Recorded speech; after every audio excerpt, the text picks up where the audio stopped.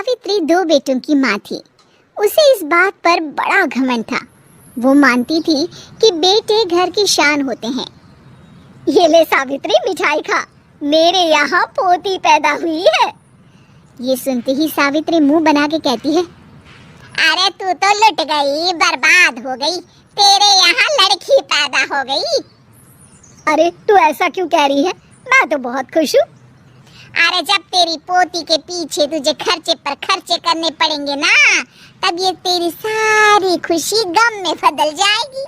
पहले लड़की की पढ़ाई लिखाई का खर्चा, फिर उसकी शादी का खर्चा। अरे आजकल की शादियाँ कितनी महंगी हो गई है, गहने बनाओ, लाखों रुपए पानी की तरह बह जाते हैं। लड़कियाँ तो सिर्फ खर्चा करवाने के लिए ही पैदा होती हैं।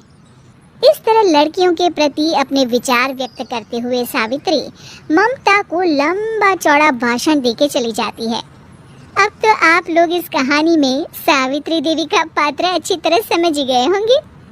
कुछ समय बाद सावित्री की बड़ी बहू भी एक लड़की को जन्म देती है। फिर क्या था, सावित्री पूरा आसमान सर पर उठा लेती है। हे भगवान, ये तू मुझसे किस जन्म का बदला ले रहा है?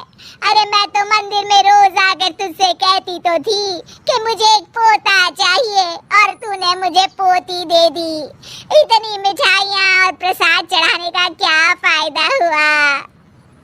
तभी सावित्री की बहू निशा कहती है, क्या माँ जी, आप भी इतनी सी बात पर नाराज हो गई हैं? देखिए तो आपकी पोती कितनी सुंदर है, बिल्कुल आप पर गई है। अरे चुप कर, तुझे 9 महीने इतने महंगे महंगे काजू बादाम फल फ्रूट खिलाने का फायदा क्या हुआ? मेरे तो सारे पैसे बर्बाद हो गए। ये सुन सावित्री का बड़ा बेटा अजय कहता है, माँ तुम सिर्फ नाम के लिए 2020 में रहती हो, असल में तुम्हारा दिमाग सैकड़ों साल पुरानी सोच रखता है। आज के ज़माने में लड़का और लड़की में कौन फ़र्क करता है? मैं तो बहुत खुश हूँ कि भगवान ने मुझे लक्ष्मी के रूप में बेटी दी है। लेकिन सावित्री पर अजय की बातों का कोई असर नहीं होता। नालायक, अपनी पत्नी की ज़बान बोल रहा है। मेरा बड़ा बेटा तो हाथ से गया। लेकिन सावित्री देवी हार मानने वाली नहीं थी। वो पोती की चाह में अपने छोटे बेटे विजय की शादी करवा देती है। कुछ समय बाद आखिरकार वो दिन आ ही जाता है जब सावित्री की छोटी बहू गर्भवती हो जाती है। सावित्री इतनी खुश हो जाती है कि वो बच्चे के जन्म से पहले ही सारे मोहल्ले में ढिंढोरा पीटने लगती है। ये क्या सावित्री, तू तो पोते के जन्म से पहले ही मिठाई बांट रही है। पहले पोता पैदा तो होने दे, और फिर क्या पता अगर पोते की जगह पोती पैदा हो गई तो। ये सुन सावित्री चिढ़ जाती है। अरे अपनी काली ज़बान मत चला, मेरी मिठाई खा के मेरा ही बुरा सोच रही है। बड़ी आई, ला मेरी मिठाई वापस कर। देख लेना, इस बार मेरे यहाँ पोता पैदा होगा, पोता। लेकिन ठीक इसका उल्टा होता है। सावित्री की छोटी बहू भी एक लड़की को जन्म देती है।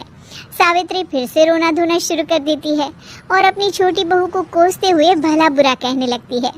देखते ही देखते ये सावित्री की रोज की आदत हो जाती है।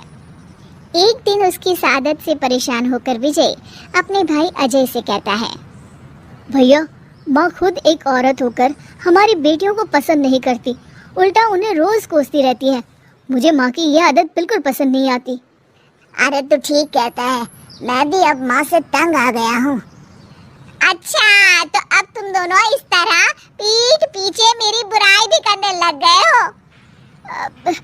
नहीं माँ, हम चाहते हैं कि घर में शांति बनी रहे। हमें हमारी बेटियाँ बहुत प्यारी है। मैं नहीं चाहता कि वे तुम्हारे ताने सुन सुन कर बड़ी हो, और इसीलिए हम दोनों ये घर छोड़कर चले जाएंगे। हाँ माँ, मैं भैया की बात से सहमत हूँ। जब तुम इस घर में अकेली रहोगी तब तुम्हें अपनों की कीमत का एहसास होगा। अपने दोनों बेटों के मुंह से अपनी माँ के लिए इतने कठोर शब्द सुन सावित्री भावुक और रुआंसी होकर कहती है, क्या सच में तुम दोनों मुझे इस घर में अकेली छोड़कर चले जाओगे? हाँ माँ। हाँ माँ, अब पानी सर के ऊपर जा चुका है। मैं तुम दोनों के बिना नहीं रह सकती।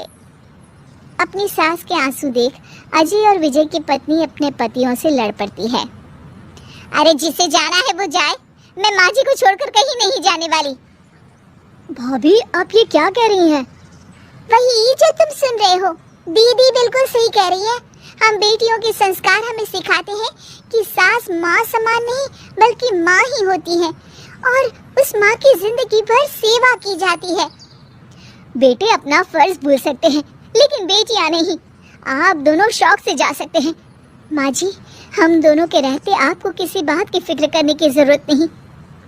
फिर क्या था, सावित्री के ऊपर छाए बेटों के घमंड के बादल उसकी बेटी स्वरूप बहुओं के तेज के आगे आंसू के रूप में परिवर्तित होकर सावित्री की आंखों से बहने लगते हैं और वो उन दोनों को गले लगा लेती है।